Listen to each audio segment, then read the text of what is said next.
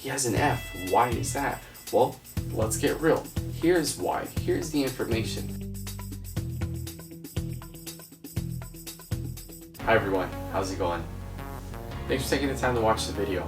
We're going to be discussing a very important topic today, and that is effective parent-teacher communication. How can it be done?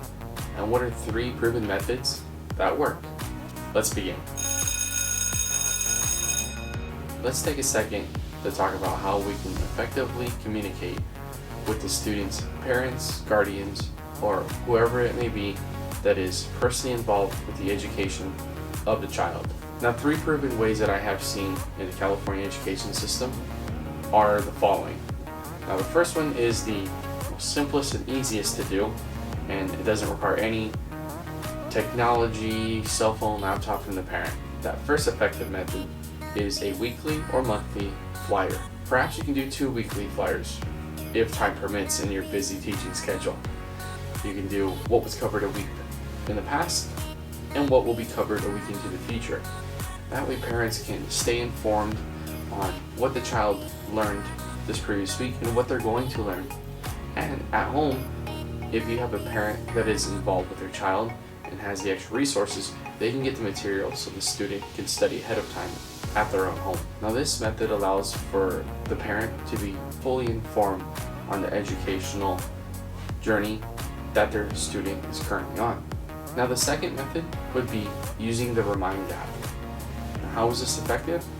Well, it's a step up from the previous flyer, but it's not a replacement for it. It could be an accommodation to it. Now, the Remind app, you can send out a flyer to parents with instructions on how to download it and what code to text the Remind app, so that way they can get daily, weekly, or monthly reminders that the teacher puts together and sends on the Remind app. And once you do, everyone that is subscribed to that reminder will get notified. This is a great way to make sure that parents are reminded, and you have proof because it's on your phone, and no doubt the parent has a phone, and they can be updated as well in real time. Now, the first method was, again, the simplest.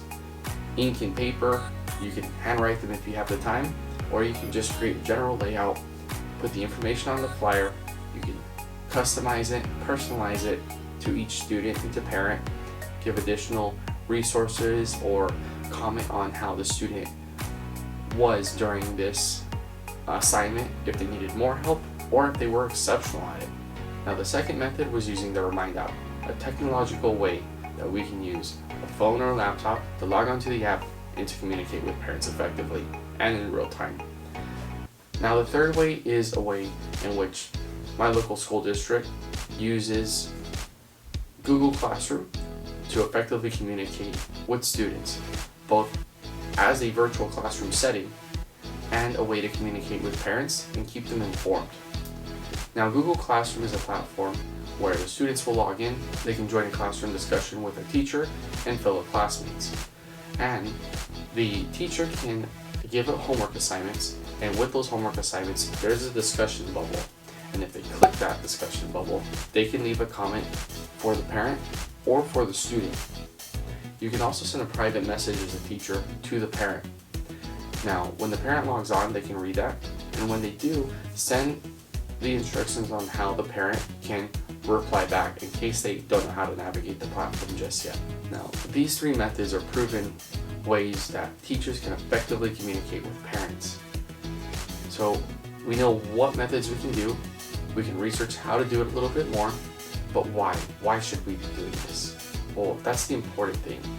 We should really want to be doing this as teachers, so that way the parent or guardian or whoever is taking care of the child and overseeing them for the majority of the time that they're not in the classroom at all, they're going to be doing a lot of their learning at home.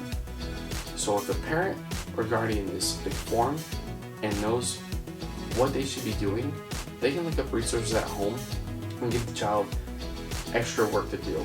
Now, the child may not like this, but that's totally fine. They will in the long run, because we're focused on educating this child, and he will be exceptionally smart by doing additional work. But not only that, the parent stays informed so they don't feel out of whack with, I don't know what's going on with my child. Why are his grades a B, a C? Why are they not an A? Well, he has an F. Why is that? Well, let's get real. Here's why. Here's the information. I'm communicating with you every week. Now, let's help your child. There's no excuses. We have the technology in our modern day and age. Let's use it to communicate. That's what builds strong bonds, and the student will feel they are valued. Wow, everyone around me is taking an interest. Maybe I should do a little bit more. What can I do? Now again, that's my opinion, but I feel that it greatly does affect the student. And if you want to know if it does, just ask your child at home or ask your students. How do you feel when your parent asks you about your schoolwork and gets involved and they actually know what's going on, what you did that week? Thanks for taking the time to watch the video. I hope you appreciate it, and I hope you can use some of the tips that I'm giving here.